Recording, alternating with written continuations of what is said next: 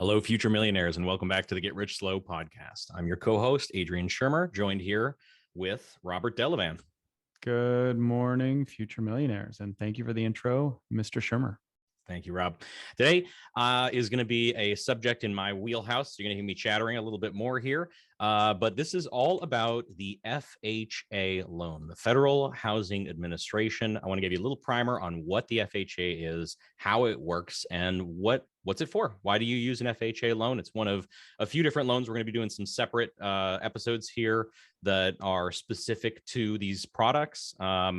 I will not be able to uncork the entirety of what the FHA loan is in this because, and this is a document that you can grab off of the web, by the way, the FHA guidelines is an over 1,000-page PDF. It's public information. You can look it up. You can peel through this if you really feel like you want to just read a bajillion rules. Have fun.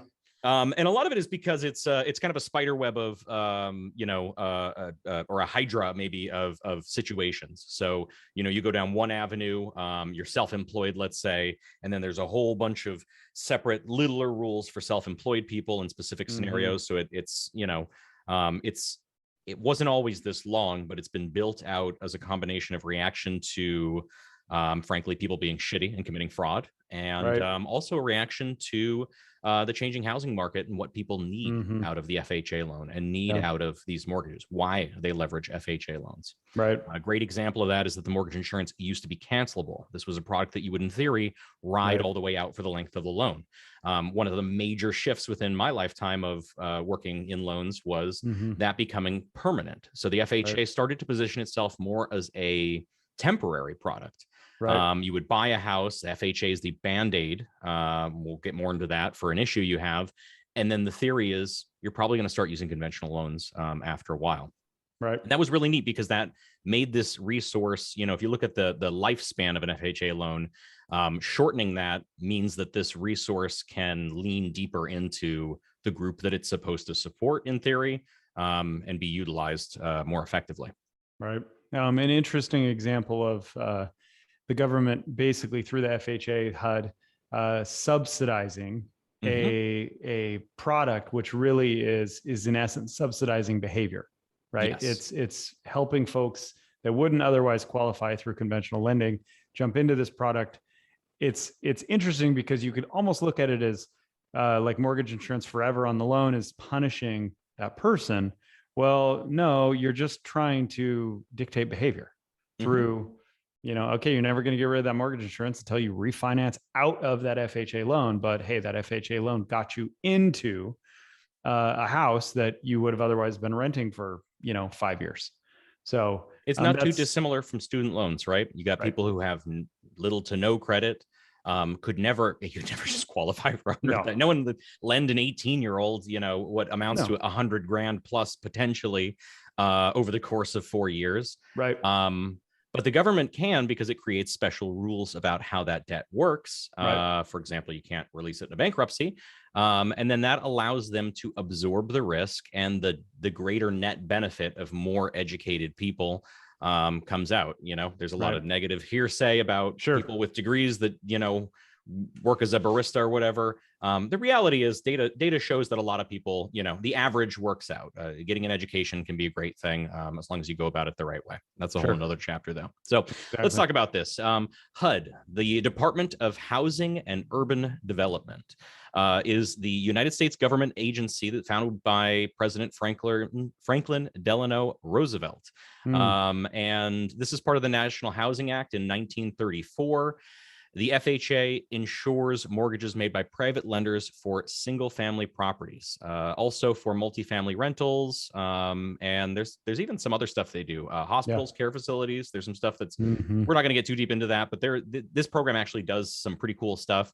And it was sort of a reaction, not sort of a reaction, it really was to the Great Depression. Many banks failed. There's a drastic decrease in home loans, home ownership, and this is a crisis that. We see this all throughout history. The government steps in and prevents financial crises, and or just softens the blow and lets us recover quickly. Exactly. And the money spent nets a high rate of return. The bailout concept is another one that has a lot of negative connotations, but it can be an effective economic strategy. And this is one of the great ones. And there was a reason that it stuck around well beyond the Great Depression. And it's because it opened up, buying a home with a down payment that was really pretty unheard of at the time. I mean, private mortgage insurance is really fairly new realistically in its modern usage. We're talking probably 1950s, late 1950s is when you saw private mortgage insurance for conventional loans really take off. Right. So for a long period there, the FHA loan was the only option. And then even going up into much more recent history, 3% down was reintroduced in, I think it was about 2014. So, again, less than a decade ago, you needed to have more than a 3% down. So FHA was, and USDA, which is another episode we're going to do soon, were some of the lowest barrier to entry to owning a home. Right. And as it's we've always seen, down payment is the concern. Yeah, down payment is probably the major. For the It first really home. is. It's the major hurdle for first-time home buyers. So the FHA loan was, up until about that point, the loan to get for first-time home buyers. You're not going to be saving up. Even 5% can be pretty considerable. If you don't own a home, you're probably at a lower income bracket. It's hard to pile up that much money. But there's reasons that happens. These are all driven by statistics. The reason that you get better rates, the reason that loans work the way they do, they're driven by statistical averages of you paying. That's why credit cards have higher rates. There's a higher rate of default. When default rates go up, rates go up. When default rates go down, they go down. And it's the giant craps table of the financial world in the background. They're hedging their bets. And it's interesting how, this product FHA has morphed, especially kind of, and thank you for the history there, Adrian. Sure. What it brings us to today is there's really like a few reasons why somebody's going to do FHA. And usually it's not just one, it's usually more than one. And from very layman's terms, and you'll dig into this more in depth, but the number one thing is a credit score. Typically, if you're in the 640 or higher range, you're going to go conventional. A lot of the time. Yep. Right. Yep. Especially at 680, there's a pretty big flip. 640 to 680, we're in kind of that gray area. We're going to weigh some pros and cons. Might be a little more expensive at first to go conventional, but that might be better than doing a refinance for some folks. Dipping below that line, conventional rates get deeply punishing. So does mortgage insurance. Mortgage insurance, in fact, drops off at a certain point there. FHA will go down to a 580 score, which sounds kooky, but it's important because there are lots of situations where that's not directly the fault of the person. You might have a medical issue or something like that drives your credit score down. You may have a loss of job that suddenly shocks your credit score. And this is the way to help people back up. The other big one is major financial, what are we going to call these events? So this is bankruptcy. This is foreclosure, loan modifications, short sale or deed in lieu. And this is why I call it a Band-Aid. It's really kind of a temporary product now. Very much so. Most people, when I'm doing an FHA loan, we're talking about the next step, which is conventional down the road, but we're getting them the safety and security of a home, getting them into building equity, all of that good stuff. And because it's backed by the federal government, because the federal government is literally, when we say insuring these loans, what I really mean is that if you default and you get yourself all the way down into that dark corner of foreclosure, the government's going to pick up the slack in between. So for the investor, this is a much lower risk. This could potentially be even a lower risk than someone who has 20% down, because the government's going to pick up the slack, even if the property becomes into a highly distressed state in this process, which is typical, because usually when people don't have the money to pay their mortgage, they don't have the money to take care of their house either. So kind of layering across, like, a typical avatar is somebody doesn't have that great credit score. Let's say they're the high fives, God forbid, or low sixes. This is still a product. They can still buy a home. They have quite possibly also had, let's say, a foreclosure, but it was 5 years ago, 6 years ago versus what's the number 2 on years that? ago. 2 years ago. A conventional loan for a Chapter 7 bankruptcy, it's a 4 years from the discharge date. And right. usually it's So a it's process. done. So from the Right. discharge date, court stamped document. Only 2 years for FHA.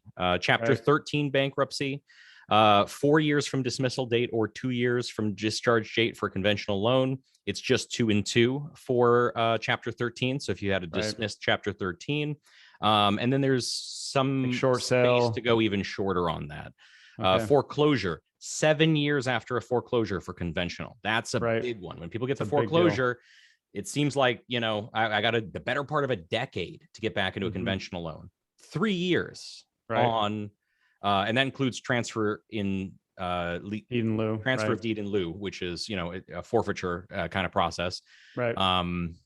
Or a charged off mortgage can be in that book, that Sure. category as well. So 3 years from the recorded date. Short sale is usually 4 years from the event date. It's 3 years on the FHA. And then loan modification is in there. There's not a specific guideline really per se that I would want to quote right now, but that's it's kind of tied into these automated underwriting systems that address risk with all kinds of factors, what you have for reserves, how low your debt to income ratio is. And I've seen people with really high incomes, like everything else works, right. but they had a foreclosure, they just had this major life event that forced them in there. And now they're cooking, they're doing great. Their credit score might even be 800 plus. You really can achieve, maybe not 800, but 7 something, like a great score by all metrics. But they just had that major event and it's okay.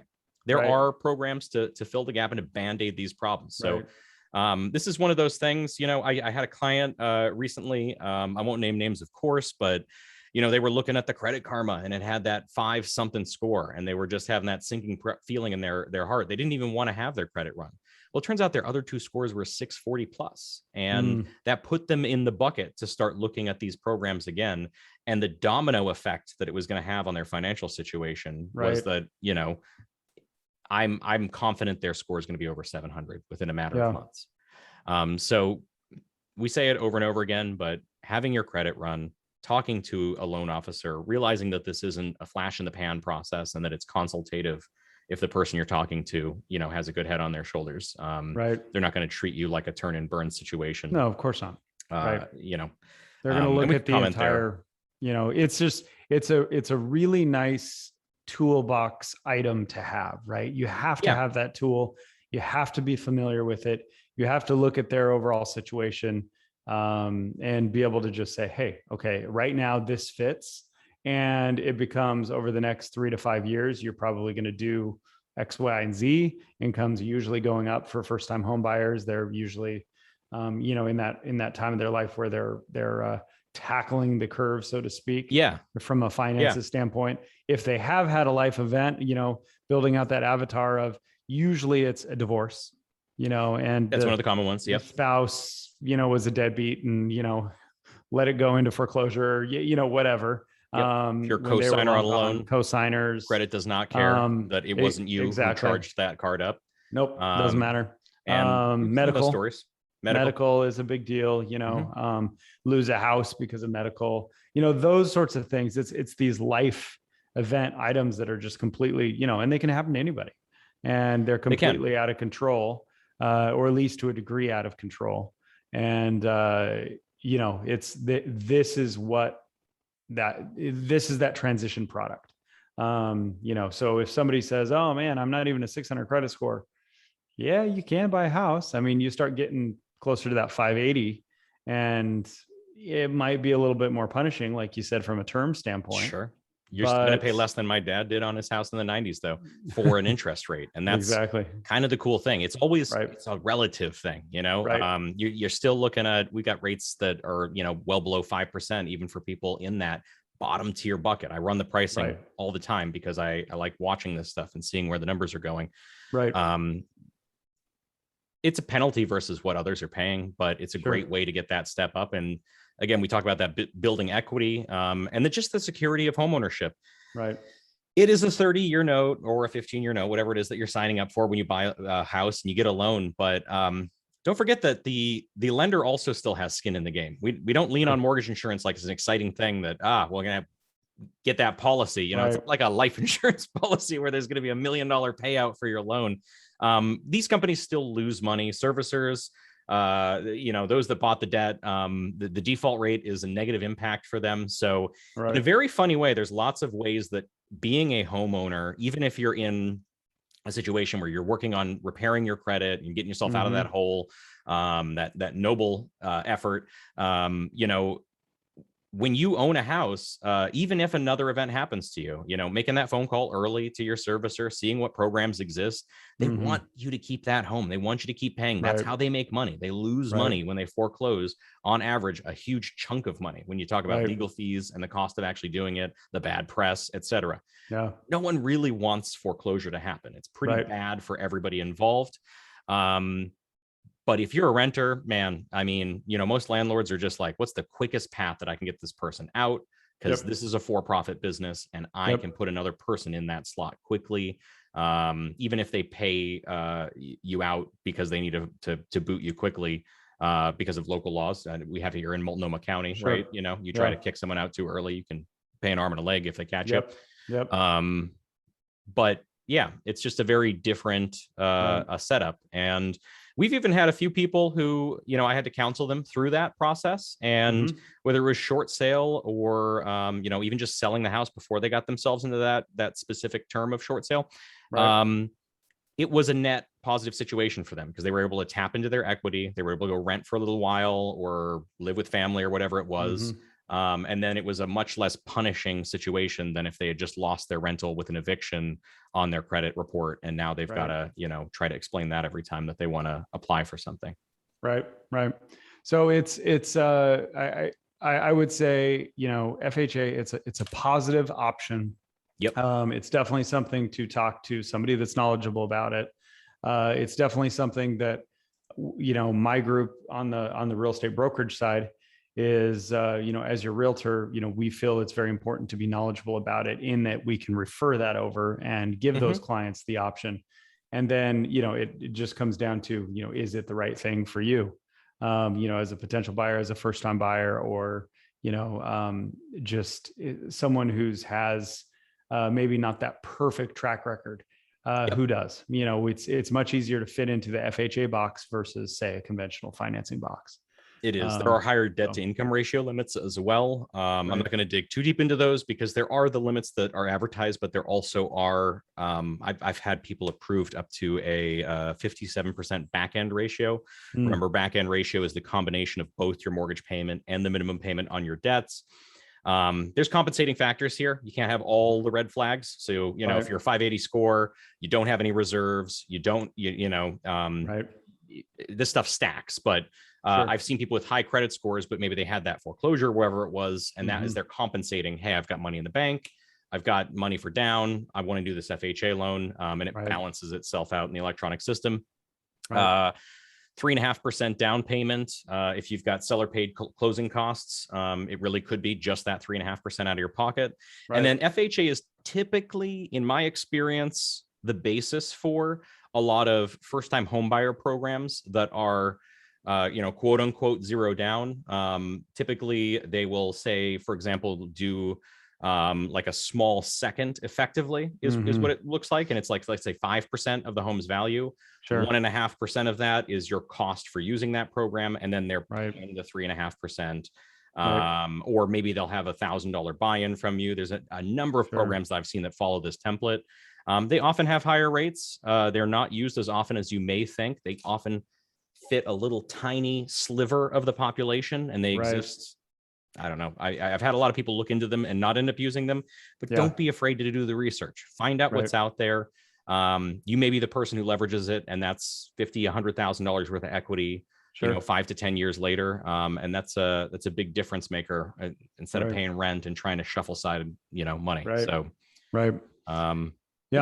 well, this is a fun one. It's really fun to get in kind of into the meat and potatoes of, you know, with an individual client, you know, buyer on this topic.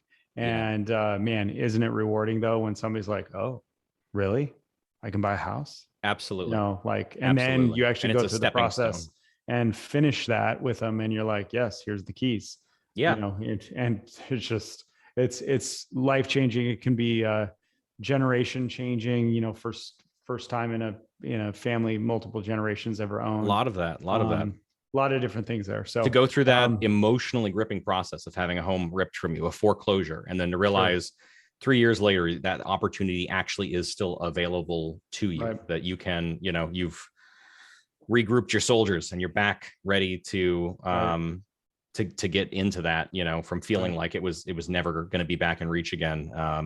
Yeah, I've had some pretty emotional experiences thanks to this program. So I'm really happy that it exists. Love it. Well, I hope you guys enjoyed this episode, and we'll be discussing different types of lending in the future moving forward. So this is a good one. Appreciate Thanks it. for joining us. We'll talk to you next week. Take care. Bye-bye.